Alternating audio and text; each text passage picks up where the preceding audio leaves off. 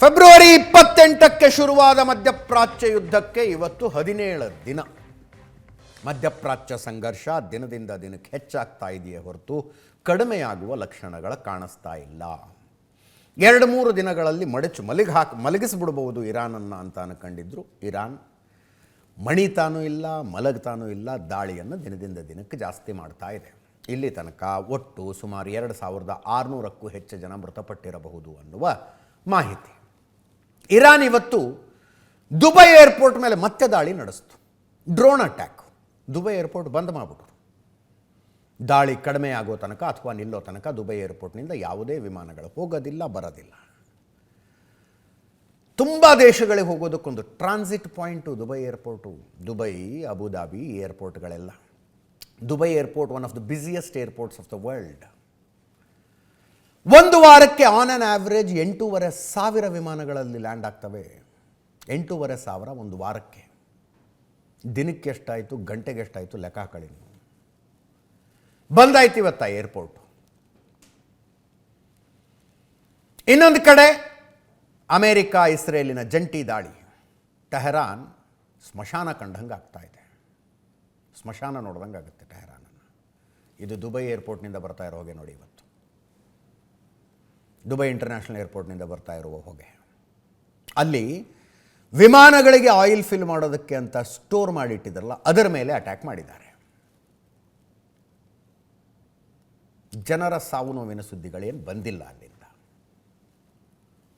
ಇನ್ನೊಂದು ಕಡೆ United Arab ಎಮಿರೇಟ್ಸ್ನ ಮೇಲೆಯೂ ಡ್ರೋನ್ ದಾಳಿ ಶುರುವಾಯಿತು. ಮತ್ತೆ ಒಂದು ಸಣ್ಣ ಗ್ಯಾಪ್ನ ನಂತರ ಅಲ್ಲಿನ ಆಯಿಲ್ ರಿಫೈನರಿಗಳನ್ನು ಗುರಿಯಾಗಿಸಿಕೊಂಡು ಇರಾನ್ ದಾಳಿ ಮಾಡ್ತಾ ಇದೆ. ಫುಜೈರಾ ಬಂದರಿನ ಆಯಿಲ್ ಸ್ಟೋರೇಜ್ ಮೇಲೆ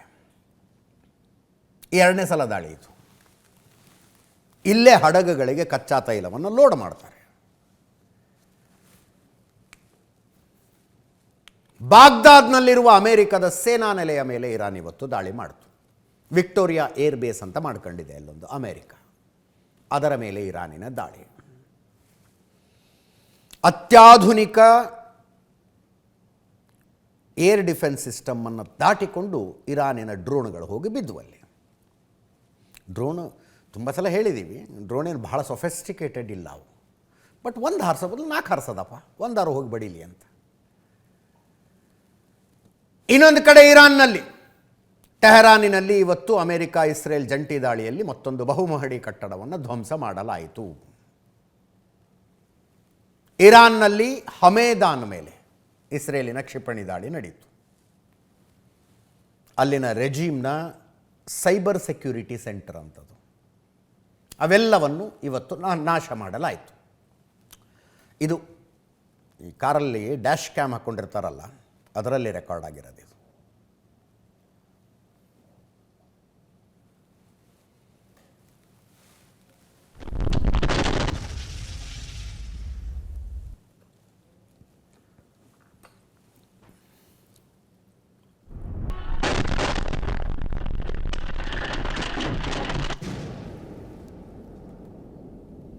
ಮೆಹರಾಬಾದ್ ಏರ್ಪೋರ್ಟ್ ಇದು, ಏರ್ ಬೇಸ್ ಆ್ಯಕ್ಚುಲಿ. ಇಲ್ಲಿ ಅಯಾತುಲ್ಲಾ ಖಮೇನಿ ಬಳಸ್ತಾ ಇದ್ದಂಥ ಫ್ಲೈಟ್ ನಿಂತ್ಕೊಂಡಿತ್ತು. ಅದನ್ನು ಇವತ್ತು ಇಸ್ರೇಲ್ ಹೊಡೆದಾಕ್ತು. ಅಯಾತುಲ್ಲಾ ಖಮೇನಿಯ ಪರ್ಸ್ನಲ್ ಫ್ಲೈಟ್, ಜೊತೆಗೆ ಮಹಾನ್ ಏರ್ಲೈನ್ಸ್ಗೆ ಸೇರಿದ ವಿಮಾನ, ಅದನ್ನೊಂದು ಭಸ್ಮ ಮಾಡಿದ್ರು. ಇದು ಅಯಾತುಲ್ಲಾ ಖಮೇನಿ ಬಳಕೆ ಮಾಡ್ತಾ ಇದ್ದಂಥ ಫ್ಲೈಟ್.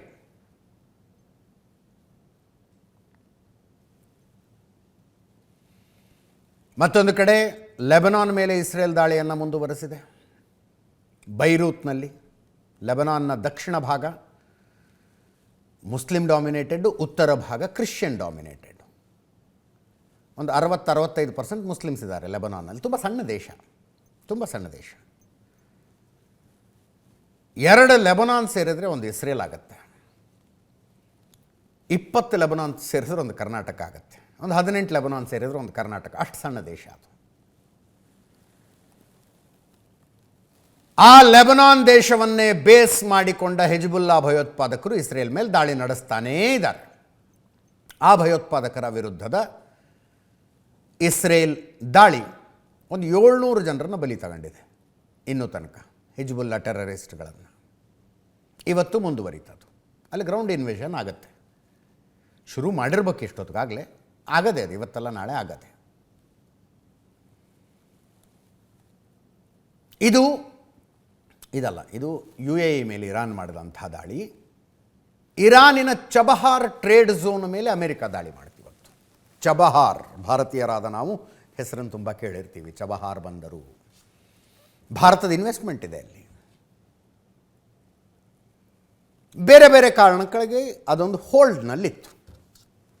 ಚಬಹಾರ್ ಟ್ರೇಡ್ ಅಂದರೆ SEZ ಥರದ್ದು. ಅದರ ಮೇಲೆ ಅಮೆರಿಕ ದಾಳಿ ನಡೆಸ್ತು. ಇರಾನಿನ ಅಂತಾರಾಷ್ಟ್ರೀಯ ವ್ಯಾಪಾರಕ್ಕೊಂದು ದೊಡ್ಡ ಹೊಡೆತ.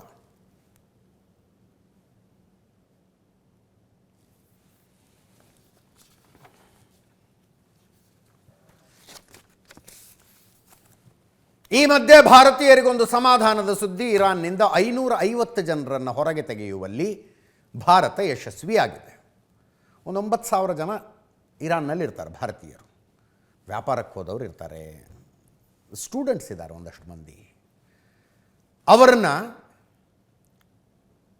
ಬೈ ರೋಡ್ ಇರಾನಿನ ಬೇರೆ ಬೇರೆ ಕಡೆಗಳಲ್ಲಿದ್ದಂಥವ್ರು ಅವ್ರನ್ನೊಂದು ಜಾಗಕ್ಕೆ ಬರೋಕ್ಕೆ ಹೇಳಿರ್ತಾರೆ. ಹಲವು ಬಸ್ಗಳನ್ನು ಬುಕ್ ಮಾಡಿರ್ತಾರೆ. ಬೈ ರೋಡ್ ಅವರನ್ನು ಅರ್ಮೇನಿಯಾಕ್ಕೆ ಕರ್ಕೊಂಡು ಹೋಗಿದ್ದಾರೆ. ಅರ್ಮೇನಿಯಾದಿಂದ ದುಬೈ ಕರ್ಕೊಂಬರ್ತಾರೆ. ದುಬೈಯಿಂದ ಭಾರತಕ್ಕೆ ಕರ್ಕೊಂಬರೋ ಪ್ಲ್ಯಾನ್. ಬಟ್ ದುಬೈ ಏರ್ಪೋರ್ಟ್ ಬಂದಿದೆ. ದುಬೈ ಕರ್ಕೊಂಬಂದು ಎಲ್ಲರೂ ಒಂದು ಕಡೆ ಇರಿಸ್ತಾರೆ. ಏರ್ಪೋರ್ಟ್ ಶುರುವಾಗಿ ವಿಮಾನ ಹಾರಾಟ ಆರಂಭವಾದ ನಂತರ ಅಲ್ಲಿಂದ ಲಿಫ್ಟ್ ಮಾಡಿಸ್ತಾರೆ. ಜೈಶಂಕರ್ ನಮ್ಮ ವಿದೇಶಾಂಗ ಸಚಿವರು ಟ್ವೀಟ್ ಮಾಡಿದರು. Thank the government of Armenia and the people of Armenia for facilitating the safe evacuation of 550 Indian national from Iran so far. ಇಲ್ಲಿ ತನಕ 550 ಜನರನ್ನು ಹೊರಗಡೆ ತೆಗೆಯುವುದಕ್ಕೆ ಸಹಕರಿಸಿದ ಅರ್ಮೇನಿಯಾದ ಜನರಿಗೆ ಮತ್ತು ಅರ್ಮೇನಿಯಾ ಸರ್ಕಾರಕ್ಕೆ ಧನ್ಯವಾದಗಳು ಅಂತ ಡಾಕ್ಟರ್ ಜೈಶಂಕರ್ ಮಾಡಿರುವಂಥ ಟ್ವೀಟ್ ಇದು. ಇದರಲ್ಲಿ ಇರಾನ್ ನೋಡಬೇಕು ಅಂತ ಪ್ರವಾಸಕ್ಕೆ ಹೋದವರು ಒಂದಷ್ಟು ಜನ ಇದ್ದರು, ಇರಾನ್ನಲ್ಲೇ ಕೆಲಸ ಮಾಡ್ತಾ ಇದ್ದವರು ಒಂದಷ್ಟು ಜನ ಇದ್ದರು. ಸ್ಟೂಡೆಂಟ್ಸ್ ಜಾಸ್ತಿ ಇದ್ದಾರೆ. ಇರಾನ್ನಲ್ಲಿ ಹೋಗಿ ನೆಲೆಸಿರುವ ಭಾರತೀಯರ ಪೈಕಿ ಹಡಗುಗಳಲ್ಲಿ ಕೆಲಸ ಮಾಡೋರ ಸಂಖ್ಯೆ ಸ್ವಲ್ಪ ಜಾಸ್ತಿ ಇದೆ.